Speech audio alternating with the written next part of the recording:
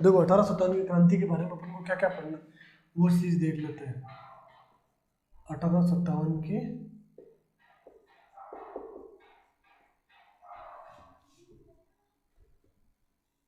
क्रांति, सबसे पहली चीज तो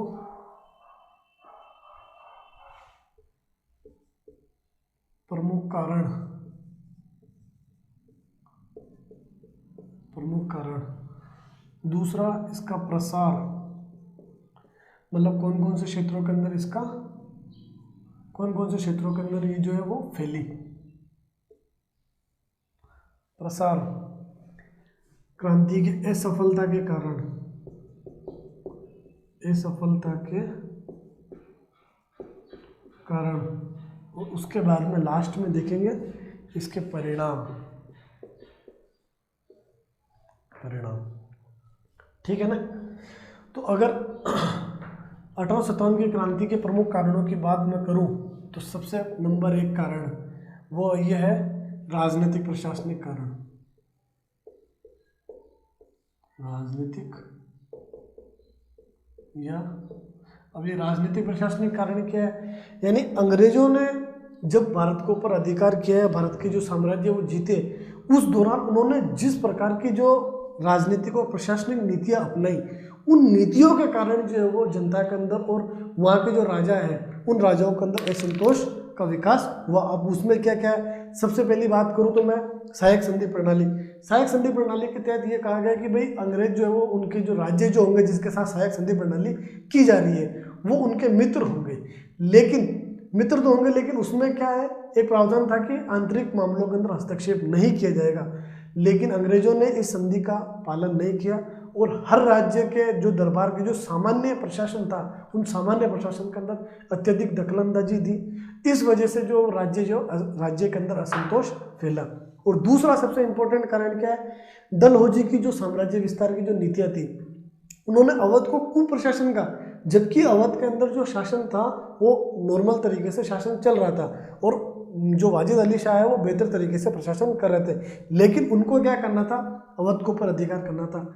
झूठ मूठ का आरोप ये गढ़ा गया है उसके ऊपर कि भाई यहाँ पर प्रशासन जो है वो वाजिद अली शाह नहीं चला पा रहे और अवध के ऊपर अधिकार कर लिया। और अवध के अंदर जो है इसका व्यापक स्तर के ऊपर विरोध हुआ। 1856 के अंदर अवध के ऊपर जो है वो अधिकार किया गया था। ठीक है ना, ये कारण हो गया। दूसरा इनका कारण है, यही लिख देते हैं, दूसरा कारण है आर्थिक,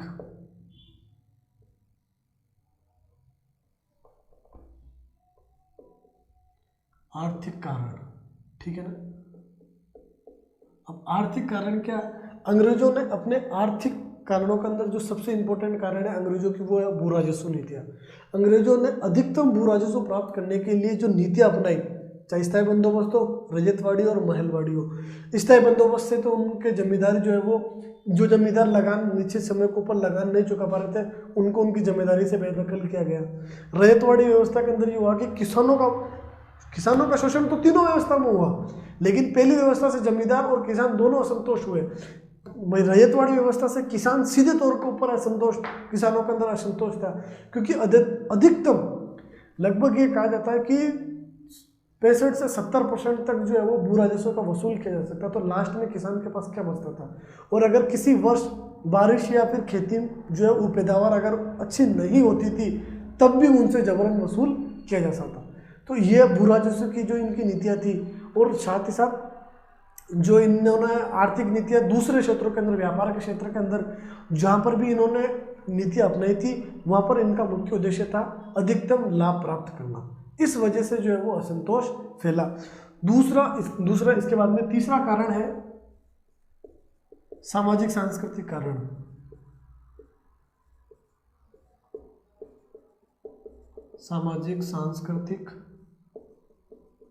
सामाजिक सांस्कृतिक कारण के अंदर क्या है कि अंग्रेज जो है ना वो अपने आप को एक श्रेष्ठ नस्ल समझते थे और भारतीयों के साथ भेदभावपूर्ण व्यवहार करते थे। इनकी ईसाईकरण की नीति, जबरन ईसाई बनाने, लालच, लोभ और लालच देके ईसाईकरण की, तो इससे क्या हुआ था कि जो समाज है उस समाज के अंदर असंतोष फैला। इस वजह से देखो ये आपके एग्जाम के लिए इतना रिलेवेंट नहीं है, लेकिन कोई कॉन्सेप्ट आता है कि जिसे पटवारी में आपने देखा होगा कि इधर कारण है और उधर उसका एक्सप्लेनेशन है। कोई कॉन्सेप्चुअल क्वेश्चंस आते हैं मिलान करने वाले, तो उसमें ये पूछ सकते हैं कि 1857 की क्रांति के प्रमुख कारण, सामाजिक सांस्कृतिक कारण ये सही है कि नहीं है। इस वजह से ये चीज़ थोड़ा मैं एक्सप्लेन करना चाह रहा हूँ, क्योंकि ये फैक्चुअल नहीं है, ये थोड़ी चीज़ें समझने वाली है। सामाजिक सांस्कृतिक, जिसके अंदर उनकी धार्मिक नीति थी, जिसमें ईसाईकरण के ऊपर उन्होंने बल दिया, जो भारतीय थे उनके साथ भेदभावपूर्ण, श्रेष्ठ नस्ल समझते थे अपने आप को और भारतीयों के साथ जो है भेदभावपूर्ण व्यवहार करते थे। इसका चौथा कारण है सैन्य कारण, 1857 की सैनिक कारण। सैनिक कारण क्या है कि अपनी जो सेना थी, अंग्रेजों की जो सेना होती थी, उन सेना के अंदर जो भारतीय सैनिक थे उनके साथ बहुत ज़्यादा भेदभाव होता था। उनको अंग्रेजों के जो सैनिक थे उनके बराबर वेतन नहीं मिलता था, उनको पदोन्नति नहीं होती थी, उनके साथ उनके साथ भेदभावपूर्ण व्यवहार, और निम्न श्रेणी के साथ जो हथियार वो भी होते थे उनको दिए जाते थे। तोप खाने के ऊपर उनका अधिकार नहीं होता था। तो ये जो सैनिक कारण थे, इन्होंने भी जो है उनके अंदर असंतोष फैलाने का काम किया सैनिकों के अंदर। और लास्ट में और अंतिम कारण वो है तात्कालिक कारण। तात्कालिक कारण, तात्कालिक कारण क्या है? चर्बी वाले कारतूस, चर्बी वाले कारतूस। सबसे पहले दमदम सैनिक छावनी है, दमदम सैनिक छावनी के अंदर ये अफवाह फैली कि जो नई राइफल, एनफील्ड राइफल है, उसके अंदर चर्बी वाले कारतूस का प्रयोग किया जा रहा है। और ये जो चर्बी वाले जो कारतूस बनाए जा रहे हैं उसमें गाय और सुअर की चर्बी का इस्तेमाल किया जा रहा है। तो इससे जो हिंदू और मुस्लिम जो सैनिक थे उनकी भावनाएं बहुत ज़्यादा आहत हुई, और उन्होंने सबसे पहले दमदम सैनिक छावनियों ने इसका आदेश मानने का उल्लंघन कर दिया। इसके बाद में बेरामपुर के सैनिक छावनियों ने, ये तात्कालिक कारण। अब बात करते हैं इसका, दमदम सैनिक छावनियों के अंदर इसका प्रयोग हुआ और वहीं से जो है इसकी अफवाह फैली। अब बात करते हैं इसके प्रसार की, क्रांति का प्रसार। तो सबसे पहले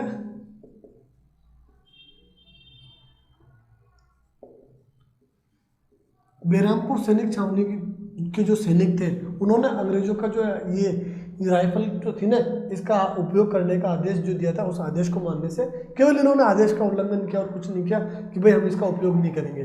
ठीक है, इसके बाद में बात आती है बैरकपुर छावनी की।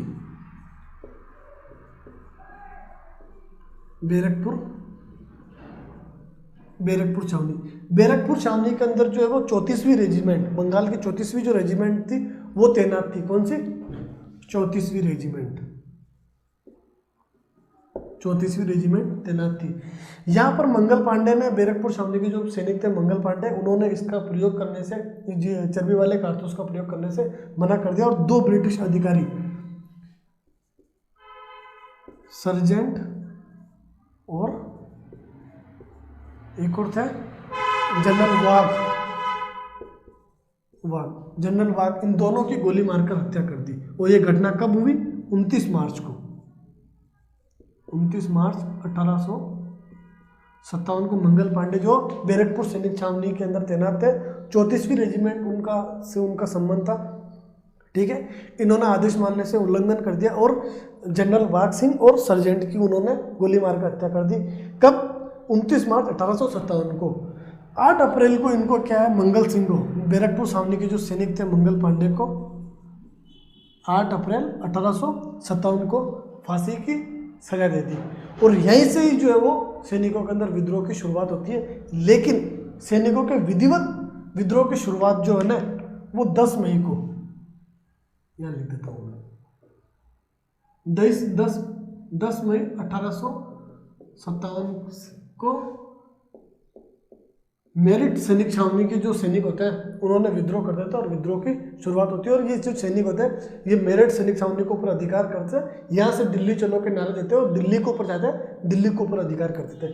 अब बात करते हैं कि 1857 की का जो क्रांति का जो प्रसार था ना, ये मेरठ छावनी से विधिवत क्रांति की शुरुआत हो जाती है और फिर वो कहाँ फैलती है। ठीक है ना। प्रसार, बात सबसे पहले प्रसार के अंदर बात करते हैं दिल्ली की। ये मेरठ सैनिक छावनी के ऊपर अधिकार करते हैं, सैनिक कहाँ चले जाते हैं? दिल्ली के ऊपर चले जाते हैं। और बहादुर शाह जफर उस समय जो मुगल होता है, ठीक है ना, दिल्ली में जाते हैं और बहादुर शाह जफर को बहादुर शाह जफर को जो अपना नेता घोषित करते हैं। लेकिन ये क्या है, औपचारिक नेता होता है। वास्तविक जो नेतृत्व होता है सैनिकों का वो जनरल, क्या नाम है इसका, बकत खां, सॉरी, वास्तविक जो है वो नेतृत्व बकत खां के द्वारा किया जाता है, सैनिकों का नेतृत्व। और ये बकत खां और सैनिक, जो विद्रोही सैनिक है, ये मिलकर दिल्ली को ऊपर अधिकार कर लेते हैं। और इस अधिकार के दौरान अंग्रेज अधिकारी जो है वो मारा जाता है, जॉन निकोलसन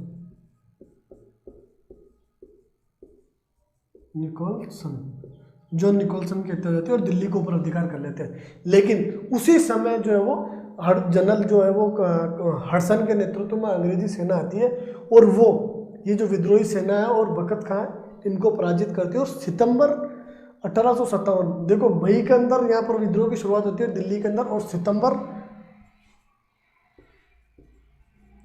1857 को हडसन, देखो अब आपको क्या करना है, ये प्रसार के अंदर बस एक ही चीज ध्यान रखनी है, विद्रोह का नेतृत्व करने वाले कौन थे और विद्रोह का दमन करने वाले अंग्रेज अधिकारी कौन थे, और वहां पर कब क्या विद्रोह की शुरुआत हुई, ठीक है ना। दिल्ली के अंदर विद्रोह का नेतृत्व, नेता तो वास्तविक तौर पे ये था, लेकिन औपचारिक नेतृत्व ये बहादुर शाह जफर और वास्तविक नेतृत्व बकत खां ने किया।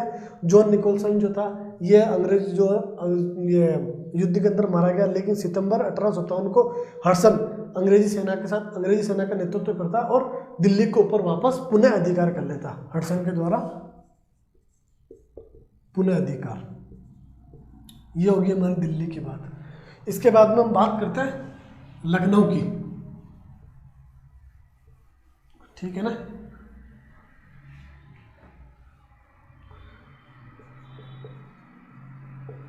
सेकंड नंबर पे लखनऊ ही है ना, हाँ सेकंड नंबर पे हमारा दिल्ली के बाद में लखनऊ।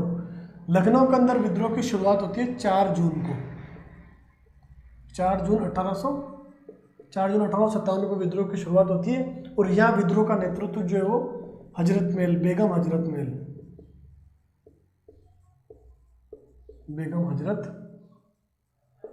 हजरत महल के द्वारा विद्रोह का नेतृत्व किया जाता है। या हेनरी लॉरेंस एक व्यक्ति होता है जो ब्रिटिश रेजिडेंट होता है, इसकी जो है वो हत्या कर दी जाती है, हेनरी लॉरेंस की। ये जो विद्रोही सैनिक होते हैं ना, बेगम हजरत महल के नेतृत्व के अंदर विद्रोह करते हैं, और ये विद्रोही सैनिकों के द्वारा हेनरी लॉरेंस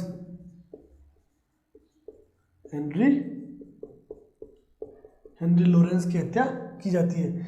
यहाँ पर ये अंग्रेज अधिकारी जो होता है, ये कैंपवेल, अंग्रेज अधिकारी कैंपवेल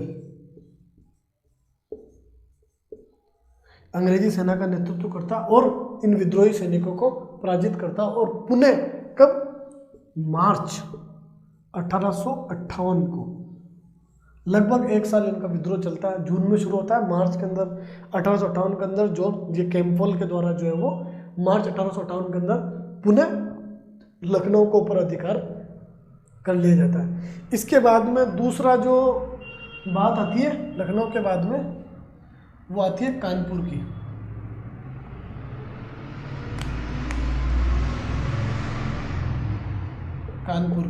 यहाँ विद्रोह की जो शुरुआत होती है वो 5 जून को विद्रोह की शुरुआत होती है। और यहाँ विद्रोह का नेतृत्व कौन करता है, यहाँ विद्रोह का नेतृत्व करता है नाना साहब व तात्या टोपे। यहाँ पर भी कैंपवेल के द्वारा जो है वो, लेकिन यहाँ हेनरी लॉरेंस की मृत्यु। तीसरा पॉइंट क्या है, अंग्रेज अधिकारी कैंपवेल के द्वारा जो है वो पुणे कानपुर को ऊपर अधिकार कर लिया था। और दिसंबर कब, इनको तो दिसंबर 1857 को पुणे कानपुर को ऊपर अधिकार कर लिया था। और तात्या इसको, नाना साहब को कानपुर से अपदस्थ करके नेपाल भेज दिया था। तात्या टोपे को ग्वालियर के जो सिंधिया शासक थे, उसका जो एक सामंत होता है मान सिंह, उसकी सहायता से पकड़ के इसको मौत के घाट उतार दिया जाता है। यह हो गया कानपुर की बात। कानपुर के बाद में बात आती है झांसी, यही लिख देते हैं झांसी में भी 5 जून को जो है वो विद्रोह की शुरुआत हुई। यहाँ रानी लक्ष्मीबाई के नेतृत्व के अंदर,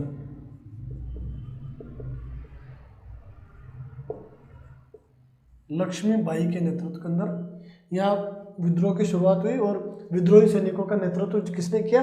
रानी लक्ष्मीबाई ने। और 5 जून को कानपुर और झांसी दोनों की एक ही डेट है, सेम, लेकिन यहाँ पर जो है वो इसका अंग्रेजी सेना का नेतृत्व जनरल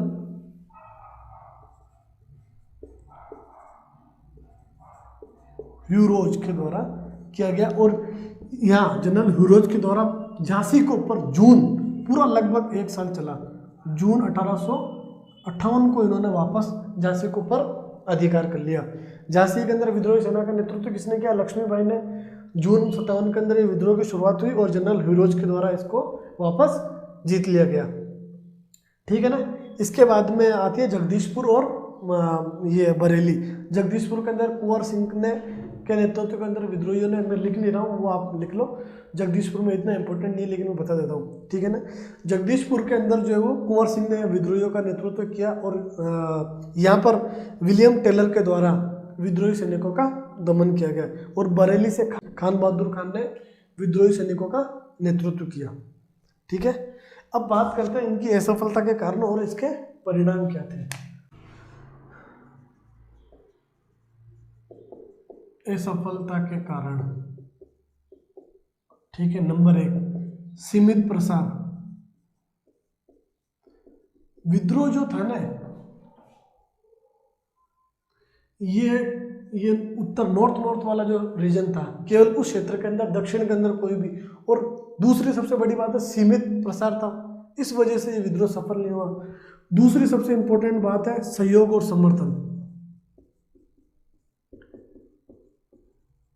सहयोग और समर्थन।